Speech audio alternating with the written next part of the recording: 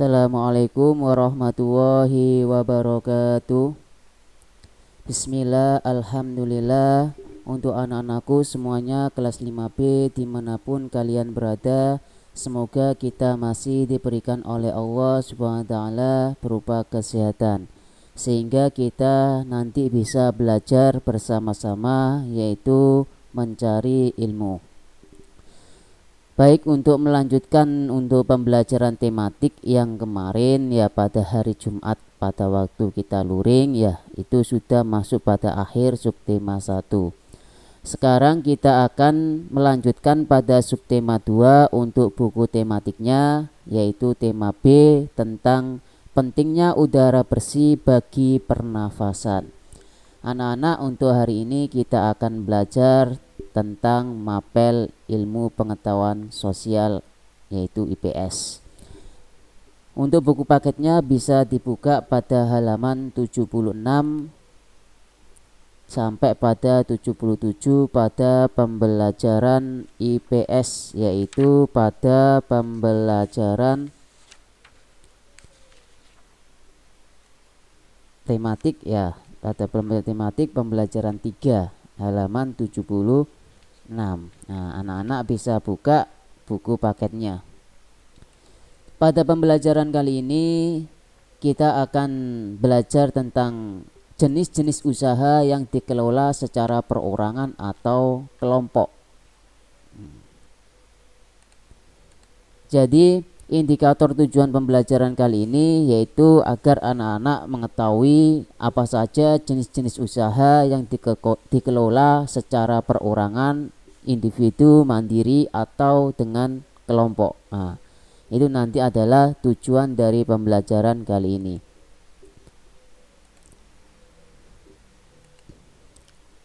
Jenis-jenis usaha yang dikelola secara perorangan dan kelompok. Dalam melaksanakan usaha, seseorang dapat bekerja secara individu atau bekerja sama dengan orang lain. Bahkan usaha seseorang tersebut juga dapat ditanggung oleh negara. Ada beberapa bentuk macam usaha yang dapat dilaksanakan oleh seseorang. Berikut adalah jenis-jenis usaha yang dikelola secara perorangan dan kelompok. Yang pertama adalah usaha perorangan atau yang disebut dengan usaha yang dikelola sendiri. Nah, ini umumnya adalah digunakan untuk modal sendiri ya. Usaha yang kita sebut dengan pengelolaan sendiri itu adalah yang bertanggung jawab atas dirinya sendiri, serta keuntungan dan kerugian ditanggung oleh orang tersebut secara langsung. Ya, jadi tidak ada keterkaitan dengan orang lain untuk masalah modalnya, untuk masalah keuntungan dan kerugian. Nah, itu ditanggung oleh dirinya sendiri. Ya, contohnya banyak sekali kita jumpai ya orang yang melakukan usaha sendiri. Yang pertama di sini ya toko yang menjual makanan atau obat-obatan, atau toko yang menjual sandang, pakaian dan lain sebagainya, aksesoris ya. Terus ada usaha bengkel. Nah, ini dikelola sendiri ya untuk bengkel, dan juga ada usaha tentang warung makan. Nah, ini adalah ketiga contoh tentang usaha perorangan. Nah, selanjutnya kita akan membahas tentang usaha yang berkelompok atau yang disebut dengan usaha secara kelompok. Nah, usaha ini nanti dibedakan ya secara bersama-sama. Kita lihat usaha berkelompok ini baik dalam modal, pengelolaan maupun bagi hasil, yaitu dilakukan secara kelompok atau bersama-sama. Contohnya adalah firma, CV, PT, ya perseorangan terbatas, koperasi, dan BUMN yaitu badan usaha milik negara. Nah, jadi ini nanti kita akan bahas satu persatu tentang usaha berkelompok ini. Nah, usaha berkelompok yang pertama adalah firma. Nah, firma ini adalah suatu perusahaan ya, yang didirikan oleh paling sedikit 2 orang. Artinya apa? Berarti mendirikan firma ini ya tidak bisa sendiri, yaitu ada 2 orang atau lebih. Nah, bisa lebih, bisa 2 orang ya. Setiap anggotanya itu memiliki hak melakukan tindakan. Nah, resiko kerugian pun ditanggung bersama, ya. Contohnya di sini ada Terra Firma, ya, secara materialis engineer, terus ada firma yang bentuk security Zadora. Nah, jadi ini adalah contoh tentang firma, ya, yaitu secara berkelompok. Yang kedua yaitu tentang usaha berkelompok lagi adalah CV. CV itu adalah persekutuan komanditer. Nah, CV ini usaha yang memiliki dua macam anggota, ada anggota aktif dan ada anggota pasif. Anggota aktif itu berperan dalam menjalankan roda usaha, sedangkan anggota pasif itu bertanggung jawab dalam pemberian modal usaha. Contohnya adalah ada CV Prima Trasnusa, ada CV Makmur Jaya. Nah, ini adalah contoh-contoh dari CV, persekutuan komanditer. Yang ketiga dari usaha berkelompok itu adalah perseorangan terbatas, yaitu PT. Perusahaan yang modalnya dihimpun dari beberapa orang dengan cara menjual saham, yaitu surat tanda keikutsertaan penanaman modal. Nah, ini adalah tentang perseorangan terbatas, ya. Pemilik saham memiliki kewenangan terhadap perusahaan tersebut dan berhak mendapatkan laba perusahaan. Nah, contohnya adalah PT Media Nusantara Citra, PT Gudang Garam. Nah, ini adalah contoh-contoh dari perseorangan terbatas, ya. Nah, yang keempat atau D untuk usaha berkelompok yaitu koperasi. Nah, koperasi itu adalah badan usaha yang menganut asas kekeluargaan. Nah, ini adalah tentang koperasi, ya. Asasnya adalah kekeluargaan. Keuntungan yang diperoleh dari koperasi akan dibagikan kepada seluruh anggota. Nah, ini nanti tentang keuntungan dari koperasi tersebut. Jadi anggota ini, ya, mendapatkan dari keuntungan. Nah, contohnya adalah koperasi serba usaha atau sebutan KSU, koperasi simpan pinjam KSP. Nah, ini adalah contoh-contoh dari koperasi. Dan yang terakhir yaitu kelima tentang usaha berkelompok adalah badan usaha milik negara atau kita sebut dengan BUMN. Nah, BUMN ini bertanggung jawab atas kesejahteraan masyarakat Indonesia. Nah, ini yang akan menjadikan tanggung jawab dari BUMN, kesejahteraan masyarakat Indonesia. Modal usaha BUMN ditanggung oleh negara. Dalam pengelolaannya, BUMN terbagi menjadi dua badan usaha, yaitu pertama Perum. Contohnya adalah Perum Peruri. Tujuan dari Perum Peruri ini adalah percetakan uang negara. Nah, jadi uang negara dicetak itu melalui BUMN juga, ya, badan usaha milik negara dalam Perum itu. Dan yang kedua adalah tentang PT KAI, yaitu Kereta Api Indonesia. Nah, dalam pengelolaannya BUMN itu ada juga PT KAI, yaitu Kereta Api Indonesia. Nah, ini contoh-contohnya Pertamina juga, ya, Pertamina. Nah, inilah yang disebut dengan usaha kelompok secara berkelompok. Nah, selanjutnya kita akan membahas pada pembelajaran 4 pada halaman 80. Nah, anak-anak bisa dibuka pada halaman 80 ya sampai 81. Sekali ini kita akan membahas tentang bagaimana pengaruh kegiatan ekonomi terhadap kesejahteraan masyarakat. Nah, kita tahu bahwasanya kegiatan-kegiatan ekonomi yang dihasilkan dari suatu produk, ya, itu nanti bisa enggak pengaruhnya terhadap kesejahteraan masyarakat Indonesia. Nah, kegiatan ekonomi itu merupakan kegiatan saling menguntungkan untuk memenuhi kebutuhan hidup. Kegiatan ekonomi di masyarakat meliputi apa saja?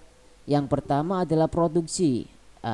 Ada perusahaan yang memproduksi suatu barang Ya, setelah itu produksi itu nanti didistribusikan, ya, pendistribusiannya, dan terakhir pada konsumsinya. Nah, jadi ini cuma contoh ya, produksi apa, misalkan ini ada penjahit ya menjahit pakaian, maka nanti didistribusikan kepada pakaian ya sampai kepada konsumsinya. Nah, jadi kegiatan-kegiatan ini adalah alur ya, alur dari ekonomi untuk mensejahterakan masyarakat. Nah, jadi dari produksi sampai konsumsi ini, kegiatan itu adalah harus saling menguntungkan. Agar apa? Agar terpenuhinya kehidupan masyarakat tersebut. Nah, itu untuk pengaruhnya. Nah, kesimpulan yang bisa didapatkan dari pembelajaran kali ini untuk IPS yang pertama adalah dalam melaksanakan usaha, seseorang itu dapat bekerja secara individu atau bekerja sama dengan orang lain. Bahkan usaha seseorang tersebut juga dapat ditanggung oleh negara. Nah, adapun jenis-jenis usaha, ada usaha perorangan tadi ya, terus ada usaha berkelompok secara kelompok seperti firma, CV, PT, BUMN, dan koperasi. Dan yang terakhir tentang kegiatan ekonomi tadi ya, yaitu saling menguntungkan, yang terdiri dari tiga, yaitu secara produksinya, terus distribusinya, dan secara konsumsi. Nah, itu kesimpulan yang didapat pada pelajaran kali ini, yaitu tentang IPS. Selanjutnya untuk mapel PPKN ya, anak-anak bisa buka pada halaman 73. Kita akan membahas tentang lanjutan pada subtema 1 kemarin, yaitu tentang perbedaan antara hak, kewajiban, dan tanggung jawab. Bisa dibuka pada halaman 73. Perbedaan antara hak, kewajiban, dan tanggung jawab. Nah, setiap manusia itu memiliki hak, kewajiban, dan tanggung jawab yang berbeda-beda. Nah, berikut contoh hak dan kewajiban serta tanggung jawab sebagai warga masyarakat. Contohnya adalah hak. Nah, ini diberikan contoh memperoleh udara yang bersih. Itu adalah hak dari warga masyarakat. Nah, mendapatkan nilai yang bagus, misalkan ini adalah hak dari seorang siswa misalkan ya. Terus kewajiban bagaimana ketika kita mempunyai hak memperoleh udara yang bersih, maka kewajiban kita yaitu menjaga kebersihan lingkungan. Nah, bagaimana ketika anak ingin mendapatkan nilai yang bagus? Nah, kewajibannya adalah belajar dengan sungguh-sungguh. Nah, antara hak dan kewajiban itu harus ada kesetaraan. Dan yang ini terakhir tanggung jawab. Tanggung jawab contohnya tentang kebersihan lingkungan, yaitu melakukan kerja bakti. Itu adalah tanggung jawab setiap warga masyarakat. Terus melaksanakan piket kelas. Nah, ini untuk anak-anak ya, ketika di sekolah, ketika ada tanggung jawab misalkan sudah dibentuk jadwal piket, itu harus dilaksanakan. Sebagai apa? Sebagai tanggung jawab untuk dirinya sendiri ya, dan orang lain di sekitarnya. Nah, hak, kewajiban, dan tanggung jawab terhadap atau warga masyarakat. Nah, sebagai warga masyarakat ini nanti ada beberapa gambar ya, 2 gambar. Ustadz berikan gambar yang pertama. Nah, ini tentang apa? Ya, yaitu tentang kerja bakti. Pada kerja bakti ini pasti anak-anak tahu kewajibannya apa, terus tanggung jawabnya seperti apa, dan hak yang nantinya diperoleh itu apa. Kewajibannya adalah membersihkan lingkungan, itu kewajiban. Nah, di lingkungan masyarakat ya, anak-anak bisa membersihkan lingkungan. Nah, oleh sebab itu ketika lingkungan bersih, maka haknya yang diperoleh adalah merasakan lingkungan yang bersih dan indah serta bebas dari penyakit. Nah, itu untuk hak ketika kewajibannya sudah dilaksanakan. Dan tanggung jawabnya apa? Yaitu membersihkan selokan dan mengumpulkan sampah untuk dibuang ke tempat sampah. Itu adalah contoh dari kerja bakti di lingkungan masyarakat. Nah, yang kedua ini contohnya apa? Nah, ada orang berkumpul ya, terus berdiskusi dan lain sebagainya. Ini adalah tentang musyawarah. Nah, Pak Ustadz berikan tentang musyawarah untuk pembagian jadwal siskamling. Nah, di desa atau di tempat-tempat lingkungan anak-anak mungkin ada yang namanya musyawarah untuk menjaga lingkungan masing-masing. Nah, itu biasanya ada pembagian jadwal siskamling itu. Dari musyawarah itu maka kewajiban dari masyarakat atau warga masyarakat itu adalah mengikuti tata tertib musyawarah tersebut. Nah, selanjutnya hak dari warga sendiri itu mengajukan pendapat, itu berhak untuk mengajukan suatu pendapatnya, ya. Karena apa? Karena nanti pendapatnya itu baik ditampung ataupun tidak, yang terpenting sudah mengutarakan pendapatnya, itu haknya, ya. Dan yang untuk tanggung jawab itu harus menghargai pendapat orang lain dan menerima hasil musyawarah dengan lapang dada. Meskipun pendapatnya tidak dipakai, tapi harus bisa menerima hasil tersebut dengan baik atau lapang dada tersebut. Nah, jadi dua contoh ini yaitu tentang hak, kewajiban dan tanggung jawab terhadap ya sebagai warga masyarakat. Nah, nilai-nilai penting dalam musyawarah tadi. Nah, kita bisa simpulkan ada beberapa nilai yang terkandung dalam musyawarah, yaitu tentang pendapat tadi, ya, memberikan suatu pendapat dan hasilnya harus diterima dengan lapang dada dan harus menerima hasil tersebut. Dalam musyawarah kita mendengar pendapat yang berbeda-beda atau bahkan saling bertentangan. Nah, saling bertentangan ini adalah tidak sejalan atau berbeda pendapat. Nah, pertentangan itu. Oleh karena itu musyawarah harus dilandasi dengan semangat gotong royong dan kekeluargaan. Nah, ketika musyawarah itu dilandasi kekeluargaan, gotong royong, ya, meskipun ada saling bertentangan tentang pendapat satu dengan pendapat yang lainnya, insya Allah dengan adanya gotong royong dan kekeluargaan kita nanti bisa saling menerima satu sama yang lainnya. Nah, itu nanti terjadi yang namanya nilai-nilai yang tergantung atau nilai-nilai penting dalam musyawarah. Yang pertama adalah nilai kebersamaan, sama-sama untuk menjalankan hasil musyawarah tersebut.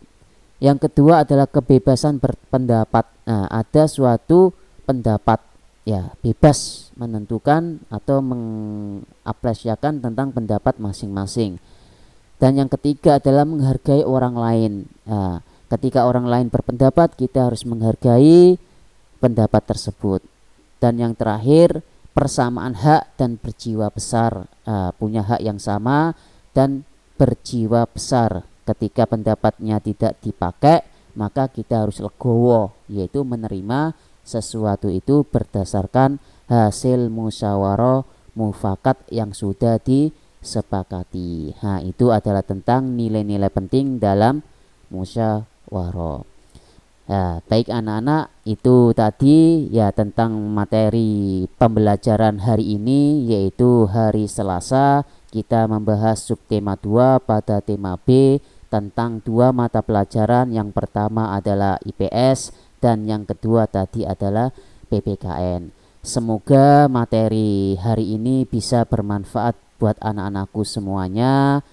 Pesan Ustadz, ya jangan lupa untuk tetap semangat dalam belajar, dan sebelum belajar kita awali dengan berdoa, minimal baca bismillah dan juga Fatihah. Itu dulu yang bisa Ustadz berikan, semoga bermanfaat. Assalamualaikum warahmatullahi wabarakatuh.